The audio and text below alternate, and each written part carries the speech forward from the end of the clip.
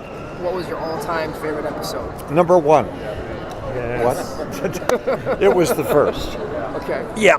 Our pilot, so-called. That two-parter, Hyde, Diddle, Riddle, I think. Yeah. And I loved it. I really enjoyed Frank Gorshin as Riddler. And of course, to get the chance to set the tone in a comedic way for the show. Yes. Going into the discotheque and saying, I shouldn't wish to be conspicuous. Yes. Things like that. Right. And I think we pretty much hit the mark. And people loved it, and I enjoyed it because I'm the one mostly that fought for the comedy. The tongue-in-cheek, satirical elements. Were you familiar with Batman in the animated form, the 90s animated series, and the work of like Kevin Conroy as a character? Not then, because I preceded them. Oh, you mean afterward? Yeah. Yes, to an extent. I was so pissed off that they didn't ask me to do it. but I became somewhat familiar. As a matter of fact, people ask me about, do you read the comics and so on? Well, I frankly stopped reading comic books when I was his age. No, when I was about 12. Yeah. But you see, it was a different time and different comics. Now the graphic novels and the artwork is so incredibly good that I go through them just to see what's happening. And I do see, pieces of the new movies, the darker ones, just to see what's happening. And then I realize that we were. Mr. West. Let's hear it. Well, actually, on Batman the Animated Series, you were the Grey Ghost. You did that. Yeah. You did a good part. Warner's is talking about maybe me doing a Grey Ghost animated series. That'd be cool. Well, that's what people say, and I love the character. I wouldn't mind doing that. Is that for me? Yeah, you can. Mr. West, what made you come back Good. to do the Return of the Caped Crusaders? With this, the paycheck. Best response. And, the challenge of really doing it again and Yeah. trying to have fun with it. Today's, the new movies, Batman is very full of vengeance and deep-seated angst and so on. And they're very dark. My Batman was just funny. Yes. Of course. Yeah, I try to make it funny and fun. I'm the happy Batman, for God's sakes. What was it like getting back together with Burt Ward and Julie Newmar? Well, it was interesting in that, as I expected, they immediately got back into that chemistry with me. And I thought, that's wonderful. Because, like, if Burt and I will do a Comic-Con, it's a medium. I mean, he may hate me. I may hate him. But as soon as we're together performing on the stage, it's back. Yeah. Magic's still It's there. fun.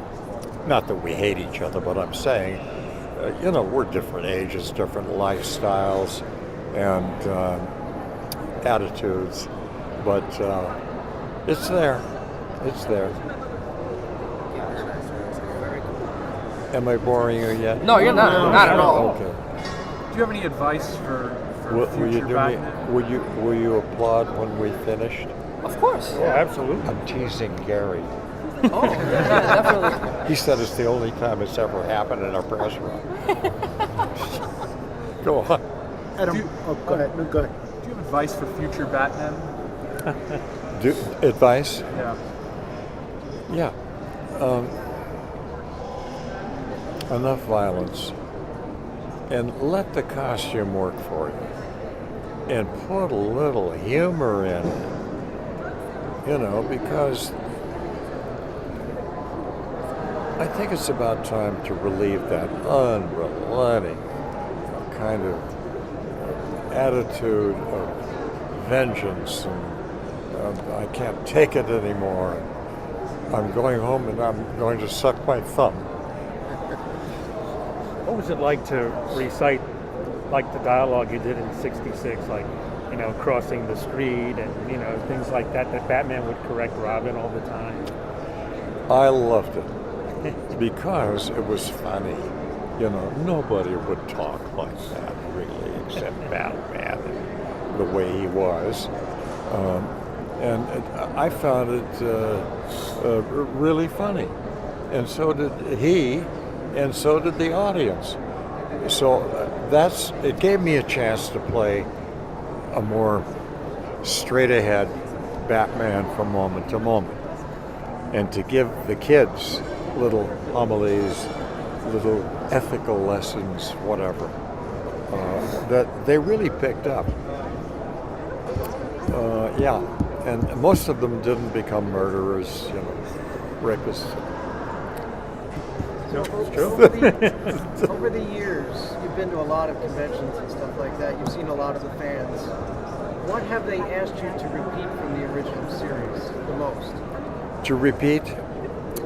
Lines from the original series. As part of a scene or something? Yeah. You know, it's funny, when I walk on a stage with one of these things, they say, "Oh, do the Batusi, do the Batusi." Good Lord. And, well, they'll want to know how we did the wall climbs, for example. And I have to spill it and say, well, we put the building on its side. And then we attach fishing filament line to the capes for gravity.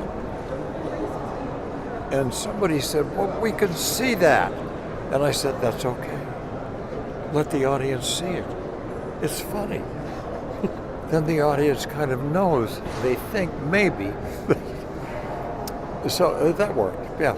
You work, excuse me, you work with a lot of guest stars, and that was one of the big selling points of the show. Who do you regret not having had a chance to work with on the show, or who are some of the people you wish you got a chance to be on Batman with? That's a question I've never had. Well, thank you.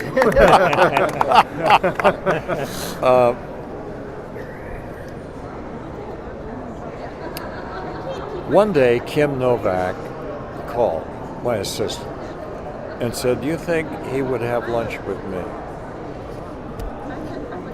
Should I spill? Yes. Yeah, spill it.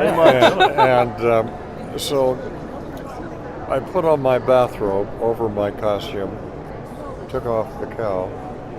Up pulls this Jaguar convertible with her driving.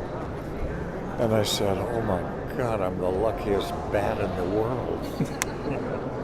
I got in the car and we had lunch. And we had a good time. And she drove me back to the stage, and I just had a feeling that she really wanted to do the show with me. And that's all, of course, but she wanted to do the show. And she'd just come off, I think, that wonderful movie with Jimmy Stewart called Vertigo. Yeah. Vertigo, yeah.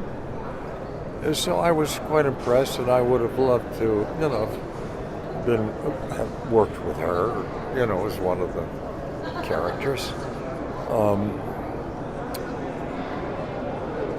I think Henry Fonda. Yeah, maybe Kirk Douglas.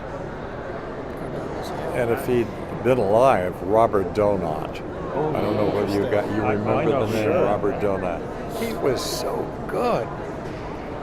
But the guy, it was my understanding, had terrible, emphysema or whatever, lung problems. And he died, you know, very young. But he was really good. Who else?